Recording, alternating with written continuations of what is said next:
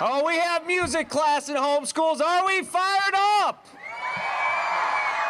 Who loves America? Who stands for our flag? There's a lot of people that take a knee, and it's not for God. It's because they apologize for our great country. And that's why they filed this bill. See, there's a lot of people in this dome that want to get, not to the parents, they want to get to your kids. See, you wonder why they teach DEI and pornography. They don't try to talk to a 25 or a 30-year-old. They try to put this in your public libraries. Why? Because they want to get to your kid. See, it's not good enough that they get to educate the majority of this state. They all want to get to you too, right? Because there's people under this dome that think they're smarter than you. See, we used to be a country that used to think that the parents should have a direct responsibility for the outcome of their children.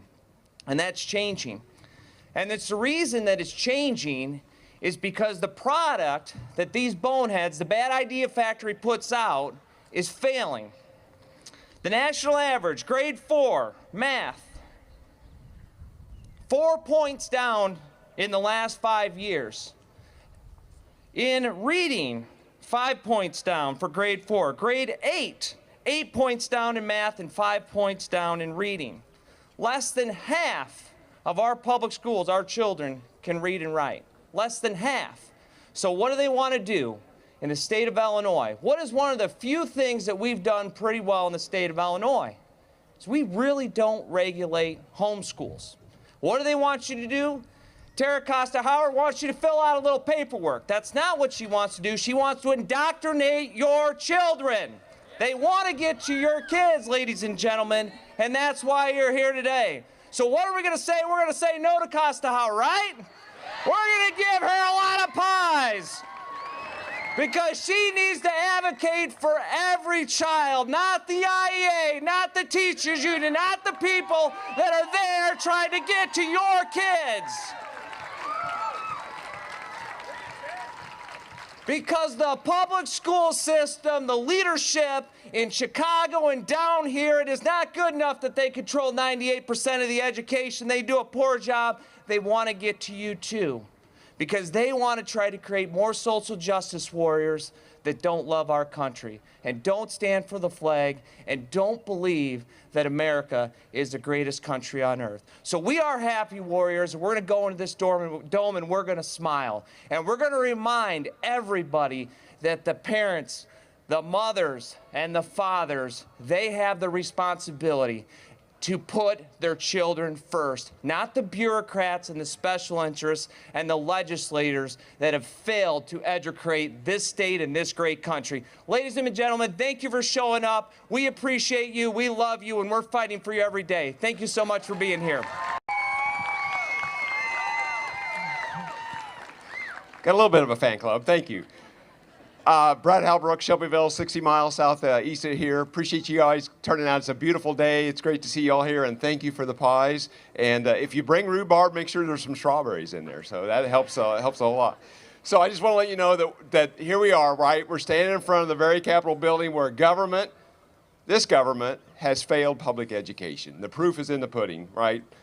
Democrats and special interest allies have imposed liberal mandate after liberal mandate on our teachers and our local schools, leaving the majority of the students in this state unable to read and do math at grade level. It's a huge disservice. But apparently, that destruction isn't enough. They believe that they've done such a great job with education here in Illinois that they now want to come and tell you how to do your job. That's bad. That's wrong. This is outrageous. And let me be clear. You've heard from some of my colleagues. There's Representative Severin yet to go. That we stand with you, the Illinois Freedom Caucus stands with you, and we're going to fight this bill with everything that we have in us to defeat this bill. We are going to fight for you to the bitter or glorious end, whichever comes first. Thank you guys for coming. Appreciate it. If anybody has a sign, come on up. This is what it's all about, right, guys? It's about our kids. Oh, this is great. Come on up, guys. Welcome to Springfield. Look at these signs. Isn't this great? This is awesome. My name is Adam Niemerg. I represent Southeast Illinois, and I want to thank each and every one of you for being here today. You're standing up. You're standing up for what's around me, what's most important in this world, and that's our kids.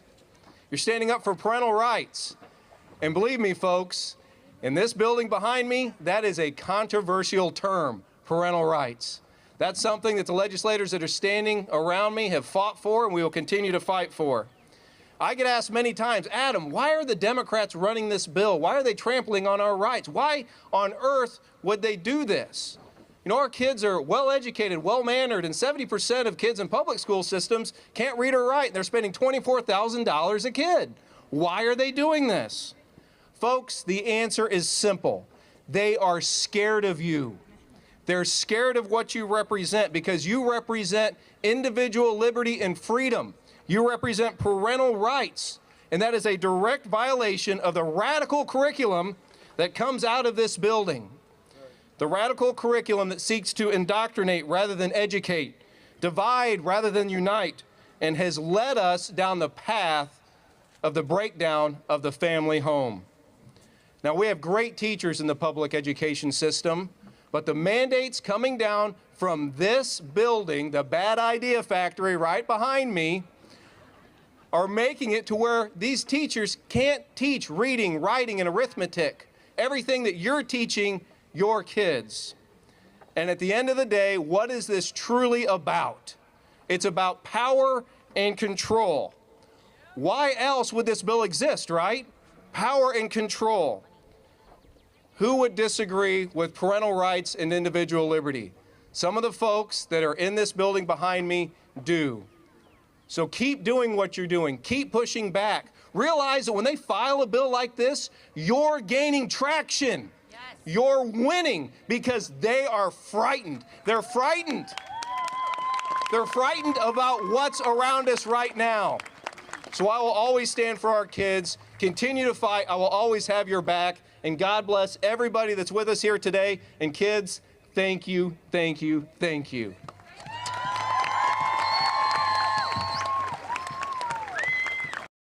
Is State Representative Chris Miller.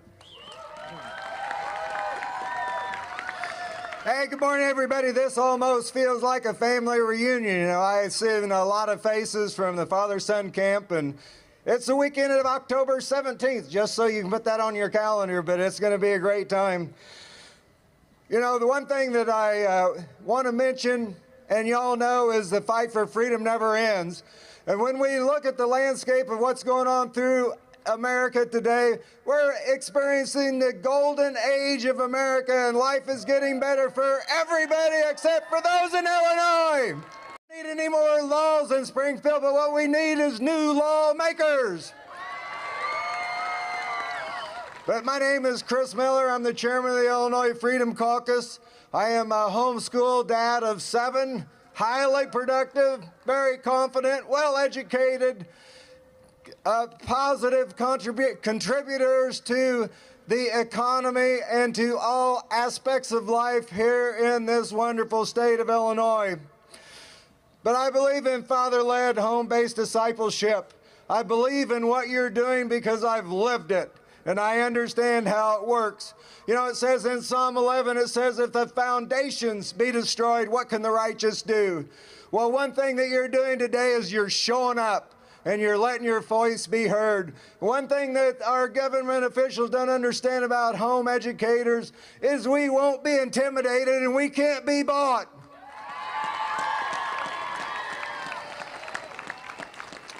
The family is the foundation of a civil society. And when we look around at what's going on the past 4 years, our families have been under assault. Our marriages have been under assault. Our children have been under assault. And I am glad to see that you guys are willing to stand in the gap, that the enemies of our soul won't destroy the land. You know, during my lifetime, I've witnessed the destruction of the government schools. In 1968, they took prayer and God out of the public arena in schools, and we've been on a downward slide ever since then.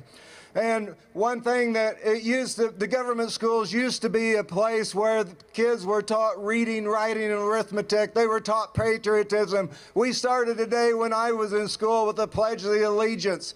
And now look at what we have. You know, it was almost against the law to be a patriot and to stand for something truth. You know, a lot of times when I look around to see what's going on in a lot of these public schools, and I'm not an enemy of the public schools, but I know that we can do better.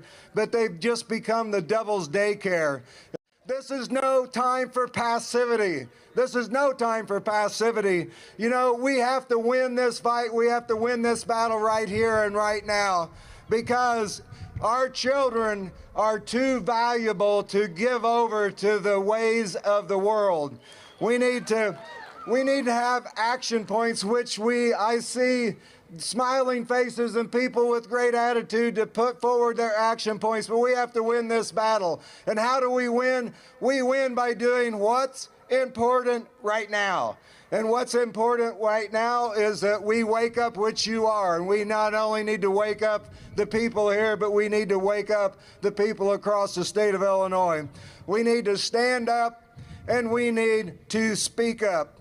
And then the last thing is we need to get to work. But until the Lord returns, let us be steadfast, unmovable, always abounding in the work of the Lord, for our labor is not in vain in Him.